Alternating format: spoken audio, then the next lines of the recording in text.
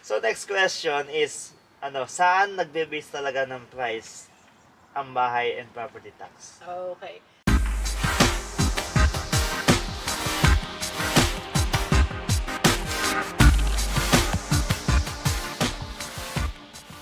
Hi guys, welcome to our channel today, and meron tayong makakasama na magbibigay sa atin ng information about buying, selling, and investing sa real estate dito sa Manitoba. At kung ikaw ay naghahanap ng information na yon, panoodin mo ito.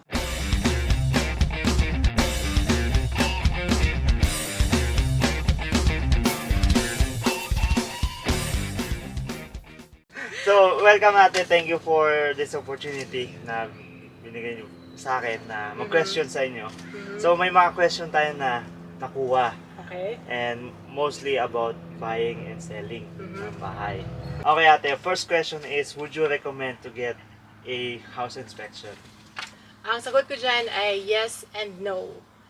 So sa yes, I mean, if we walked into the property and meron kang nakita ang parang red flag, and you're not comfortable na i-waive yun sa pag-offer sa pagbigay ng offer to buy the property, well, I would suggest yes. Kasi I mean, kanya-kanya tayo ng comfort level diba? Sometimes you're not familiar with, may nakita kang little crack sa basement and you think na it's a big issue, then go for it if you think na kailangan mong gawin yun. But some people, may idea sila sa property, they would say na, oh, yung crack na yan is really natural kasi maybe because dahil lang sa paghalo ng concrete or cement, they know.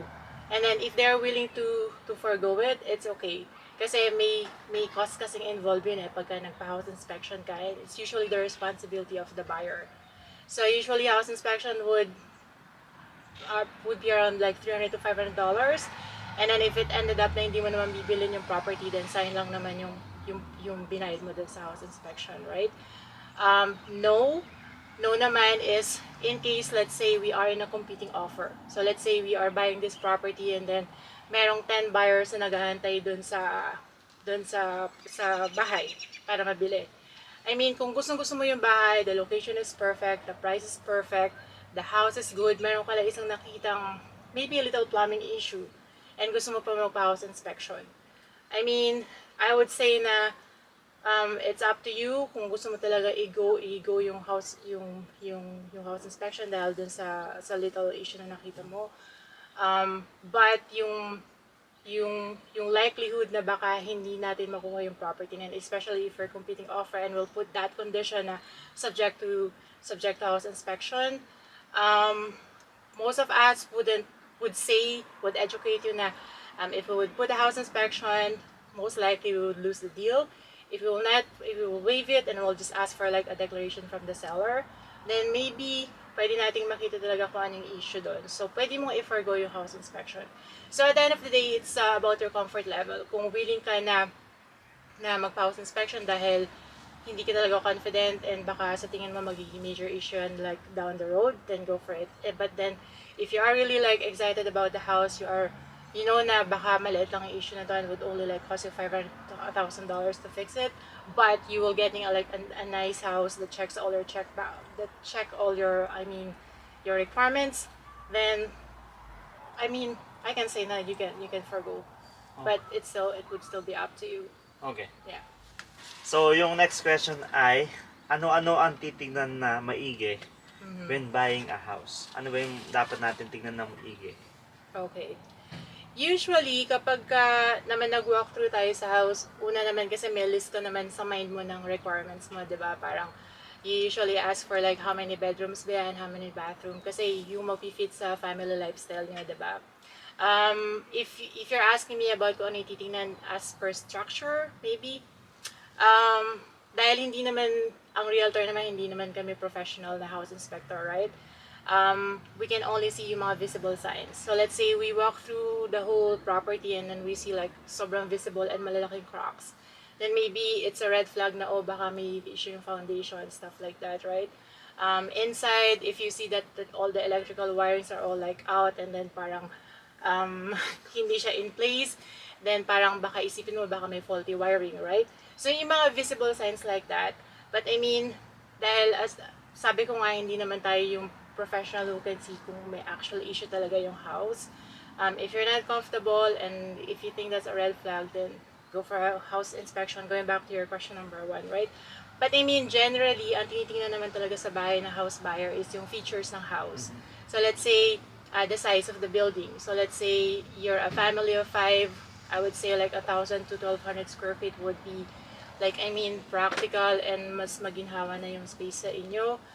Yung location, if it's close to the school, close to the park, depende sa lifestyle nyo, right? Usually, the location and the size of the house. For a price, usually pag kami conversation kami mga fellow realtors, ang nagtatanong namin how many square footage and where is it located. Usually those two. Okay. Parang yun yung parang primary and basic na tinatanong para i-base mo yung price ng house. So, which part of the house is more yung value when selling? Ito naman, it's about selling the house. Okay. Ano mas value? So let's say, nandun ka na sa point na ibebenta mo yung house mo, ganon. Yeah. So kung ano yung mga parang selling features, Yes. ganon. I'd say again, yung square footage and then the location, still the same thing. Those two kasi hindi mo agad ma-change siya. Yes. So let's say interior ng bahay, kung dated siya, you can always update it with a little amount of renovation, right?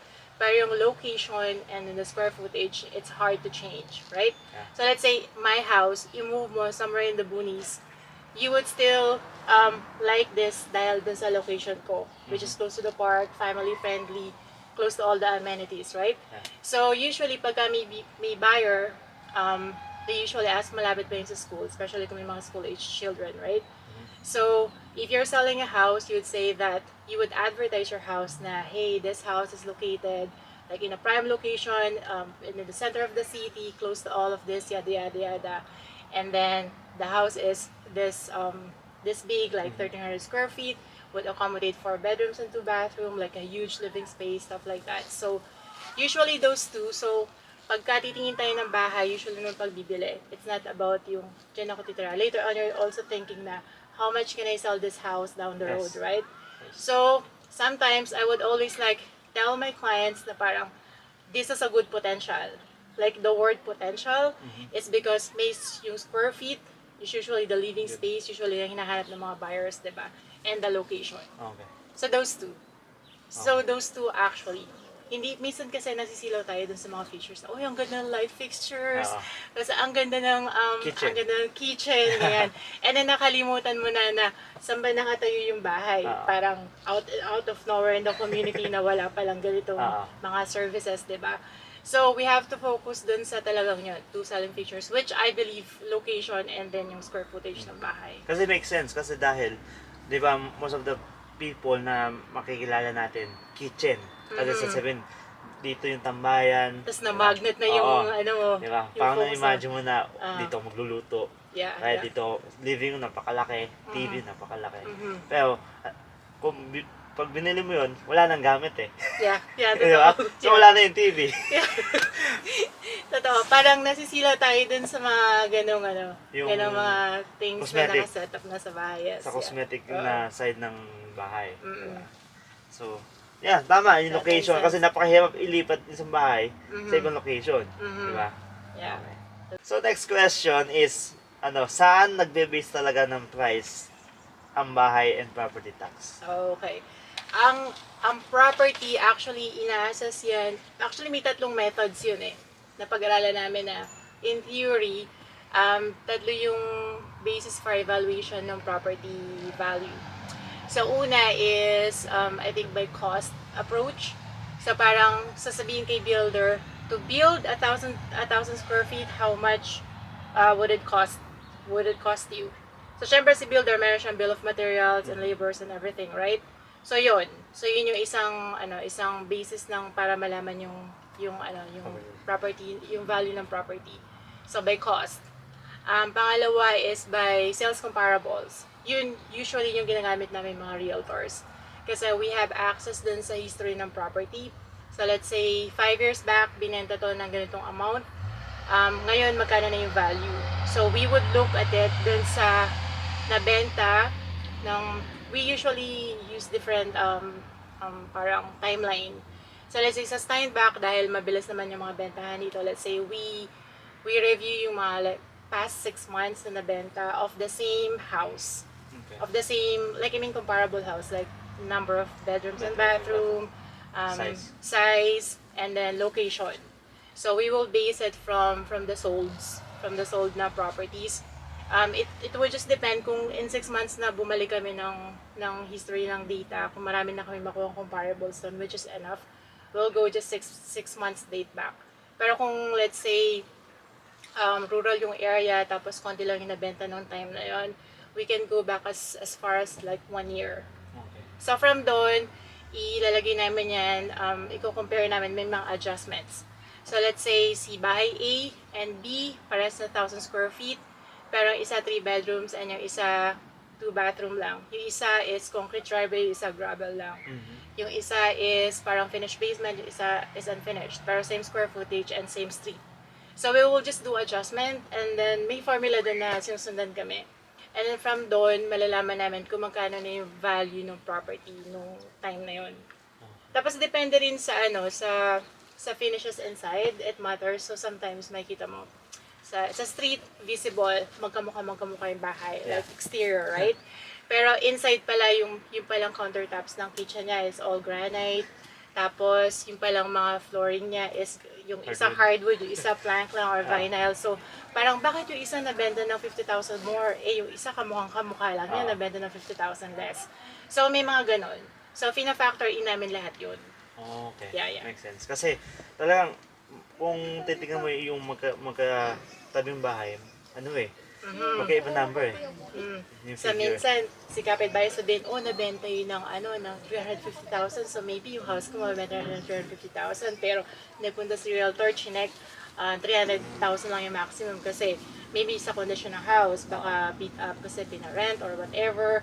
Tapos, yun nga, same features, yung versus granite and just the laminate versus the hardwood and just the vinyl, right? So, stuff like that. So, that's the second approach. So, we have the cost, tapos we have the sales comparables, or yung tinatawag na cost na CME namin, yung comparative market analysis. Tapos yung pangatlo naman is, normally we don't use it kasi it's only applicable for yung mga rental properties. Okay.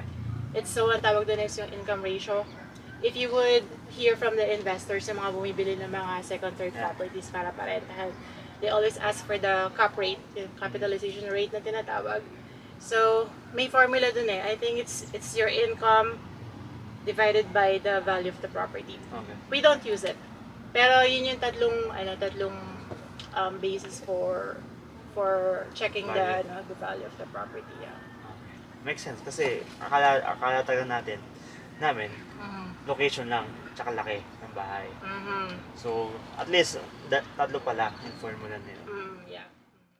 Na-mention mo to eh. Ano ba ang comparables? Comparables. Oo. Yun nga yun. We call it, yung technical term namin, CMA or Comparative Market Analysis. Okay. So, let's say yung bahay mo, gusto mong malaman kung magkano na yung value niya based on comparables. So, what I would do is I would search kasi may access kami which we call matrix. So, open yun sa mga lahat ng realtors and mga appraisers. We can pull up there lahat ng data ng bahay. I can search it by square footage and by location. And sometimes I can filter it out by number of bedrooms or bathroom and basement. Let's say basement development. And then kung wala akong masyado makitang mga data using those filters, pwede kong i-generalize lang by the size of the house and then by location. So from there, I would get like 3 to 5 properties and then i-compare ko. Okay. Tapos meron kaming table doon, adjustments. And then from there, doon namin malalaman yung value ng bahay mo based on comparables. Oh, okay. Yeah. Did I answer it? Yeah. Thoroughly? Follow-up question. Ano ang appraisal? Appraisal is pretty much the same as yung binibigay din namin na opinion of value. Opinion of value ko is based on my CMA. Okay. Based on my comparables. So, how I would come up with opinion of value is by using CMA. Okay. So, technically, si appraiser, tsaka yung sa realtor, they could come up with the same value. Pero, dahil magkaiba sila ng opinion and analysis on, let's say, the features and condition ng bahay, Kaya nagkakaiba. Minsan si realtor can assess a house for 100,000 pero si appraisal can just see it for 90,000. Oh. So it can be subjective, pero most of the time, sa lenders, yung mga bangko would usually use the appraiser kasi sila yung talagang specialized dun eh. Okay. Yeah. Nagkakaiba yung features kasi how would you describe, let's say, mint condition house? Okay. For my standard, that is an excellent condition. Pero si appraiser, baka mas mataas yung standard niya, di ba? Yeah. So, pwede niya sabihin na so-so lang or good condition, di ba? So, doon nagkakaroon ng difference. Okay. Okay, so ngayong pandemic, would you consider buying or selling a house right now? Kung ikaw yung client. Okay.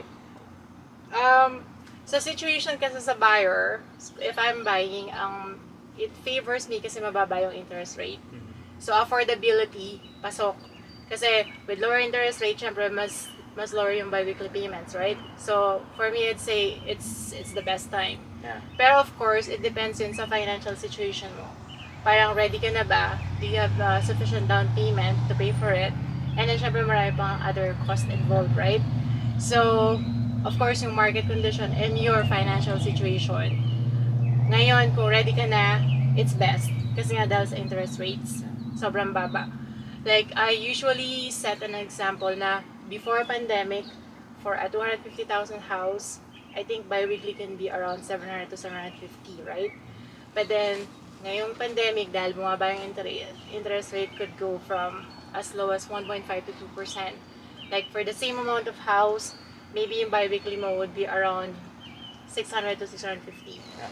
Which is a lot, which is a big difference from yung $100 na bi-weekly payment would make a lot of difference, right? So, affordability, pasok. Ngayon, sa selling naman, it favors din kasi ang daming buyers na qualified, na ready and willing to buy dahil nga afford nila dahil bumaba yung interest rates. Walang tumatagal na house sa market. So, kung gusto mo talaga mag-sell and maka-move on, it's the best time din. Kasi, i-expose mo yung house mo sa market today.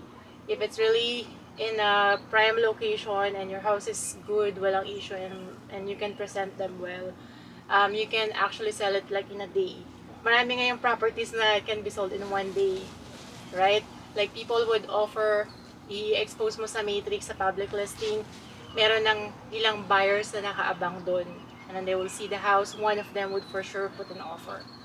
So, ganun kabilis yung turnover ngayon. Walang tumatagal. Meron nga silang parang meme na mas matagal pa daw yung banana on the counter sa pagbenta ng house, diba? Which is really true. Yeah, totoo yun. So, for both buying and selling, I think it's really the best time, yeah. Sa standback ba, may bidding war or only sa city lang? Nung 3 months ago, I think sometime February, based on my personal experience, I think sometime February, starting of February, I think, meron ng pailan-ilan dito sa Steinbach. Bidding war. Yeah. Bidding war is like, it's not actually bidding war na parang go for once, twice, hindi ganun na. Kasi pagka si seller, in-advertise na niya na for sale, they would put a deadline of the presentation of offers. So you would see from the public listing, sa public remarks, it says na offers deadline by this so-and-so date. So lahat ng mga buyers na kasama sa realtor, they cannot put an offer kahit na ready na sila today. Okay. They have to wait for the deadline. So dun sa deadline na yun, lahat ng buyers na tumingin dun sa house would put the offer on the same date. So tendency is, syempre kung alam mo you are competing with 4 other buyers, then dun ka na magka-come up dun sa price na willing ka na i-offer dun sa bahay. So alam mo na dahil may 4 na bibili, hindi ka mag-offer ng full price. You would offer more than the listing price. So let's say, in-advertise yung bahay ng 300,000. Tapos sinabi dun na offers to be presented by Saturday. So lahat kami na tumingin ngayon and the previous days would put the offer on the Saturday. And then we will call the listing agent and ask kung how many are we competing with. Oh, pwede yan. Yeah, we can ask. Okay.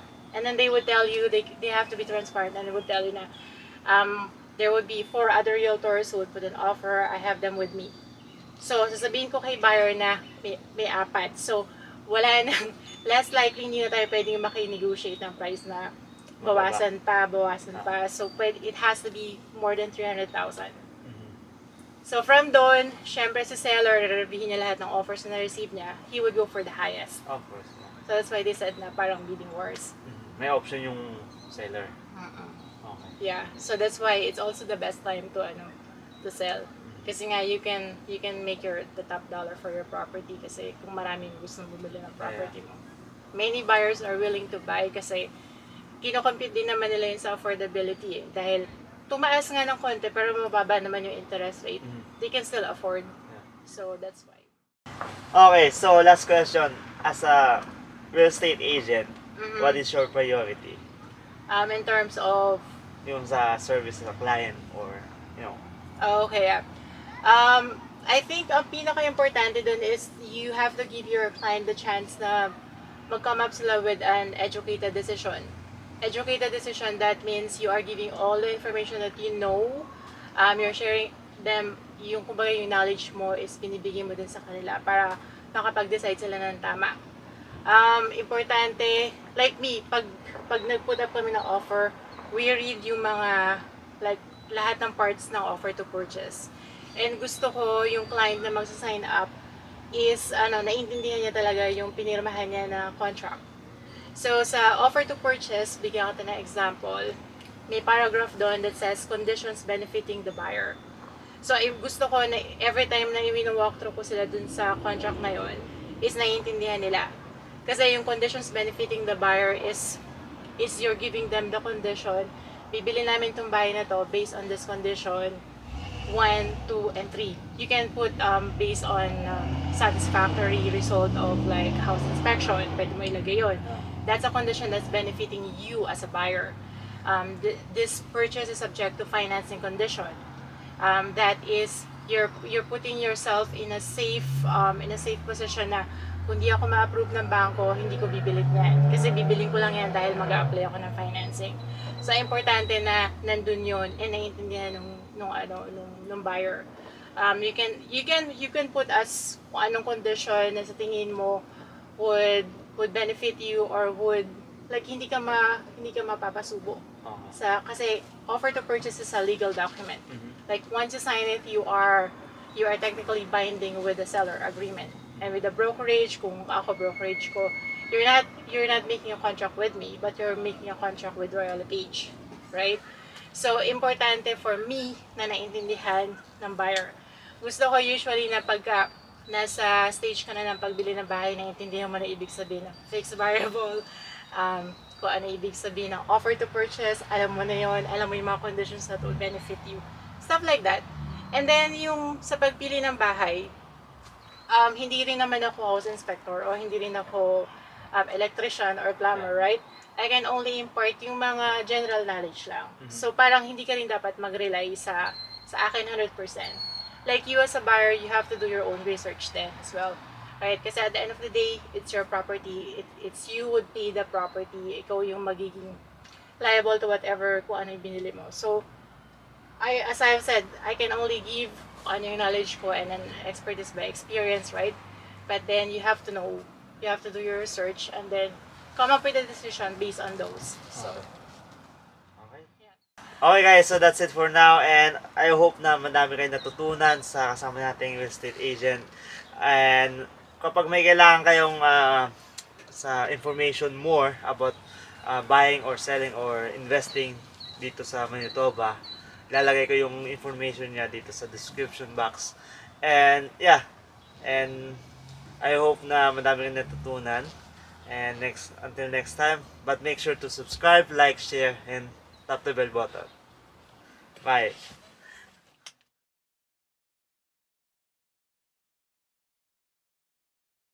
Real estate agent na lang ho. of course.